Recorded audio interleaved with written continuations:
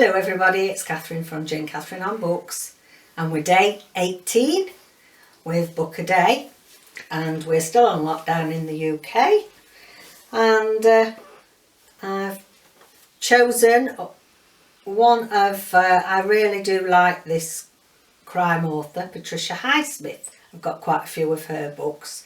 This is the Talented Mr. Ripley.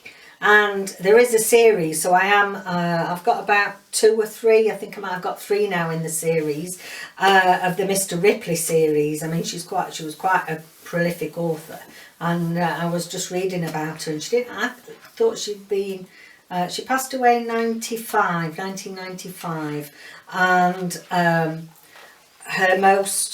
probably one of her most famous books that she wrote was Strangers on a Train, and this was made into an Alfred Hitchcock film back in the day, 1951 that was. I mean, I remember seeing that when I was a kid. Perhaps we shouldn't have been watching it. I don't know if it was that or The Birds. It was The Birds as well, an Alfred Hitchcock film around a similar time, and that was just scared me to death, even though it was in black and white. So she became an author at the young age of 16, which I thought was remarkable, and obviously her first novel, Strangers on a Train, was made into a movie. So yeah, that certainly set her on her way to stardom. So those that you don't know about Mr. Ripley, he's a bit of an odd guy actually. He's quite odd. But he's got quite a bit of a cult following. So both in the books, he's got a gang of friends, shall we say, and he's got a bit of a cult following in people that collect his books. But he's certainly an odd bod. I've actually read this one, The Talented Mr. Ripley. I read it at the library and decided I'd already read a few Patricia Highsmiths, but I decided I liked this series. So Tom Ripley is struggling to stay one step ahead of his creditors and the law when an unexpected acquaintance offers him a free trip to Europe and a chance to start over. Ripley wants money, success and the good life, and he's willing to kill for it. So this was set in 1955, so very much if you came from money, the youth of that time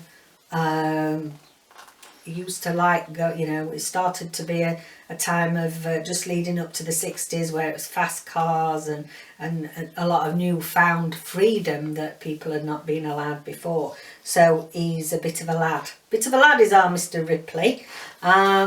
But yeah, there's today. Have a look at Patricia Highsmith. I really do. I haven't read one that I dislike yet. So yeah, look, he's deaded. I think that's they've drawn that chalk line round him. Is it Mr. Ripley or is it somebody else? Okay then. So that's today's book of the day. Now, how did you do yesterday with the bookshelf challenge? Surprisingly, I found 4 books. So it was glass.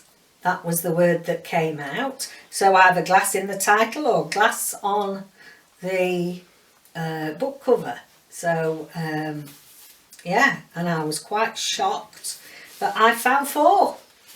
So the first one is another one from my Patricia Patricia Highsmith collection. This is the Glass Cell. So there, glass in the title. And there's a guy in here called Philip Carter, and he's sent to prison for a crime he didn't commit. But there's a big twist. You're going along quite nicely, and then there's this shocking twist comes along. So that's that one. Then Victoria Aveyard, The Glass Sword. Glass in the title again. And then I knew Andrea Camilleri wouldn't let me down, because I do know that these are beautiful book covers of my gorgeous Inspector Montalbano. You know, those that have been with me a while will know that David and I love the television programme when it comes over, when we managed to get the series in the UK and with subtitles, but we've still really got into it. The characters are amazing. So Andrea Camilleri, Inspector Montalbano, The Snack Thief, glass bottle on the table. I knew he wouldn't let me down. They do like their wine over there. And another Montalbano, and this is Angelica's Smile. And again, a glass on the cover, and a glass and a glass bottle. So, how did you get on? Let's see what our challenge word is for today. So, let's go. Let's see.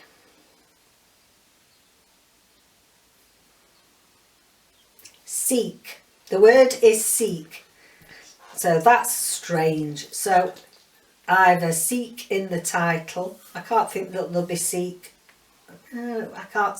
Seek is a... Is it a noun? Oh, I can't. It's to seek is the verb.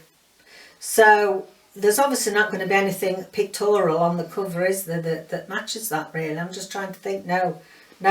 So that's a hard one today. Goodness me. No, tell you what, we'll do another. Don't like that. Earthquake. Is that any better?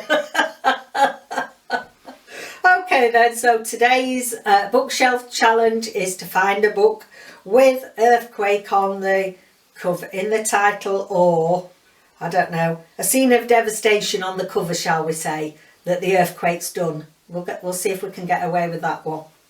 Okay then, everybody, and I don't know how we're going to translate earthquake into our challenge for sketchbook.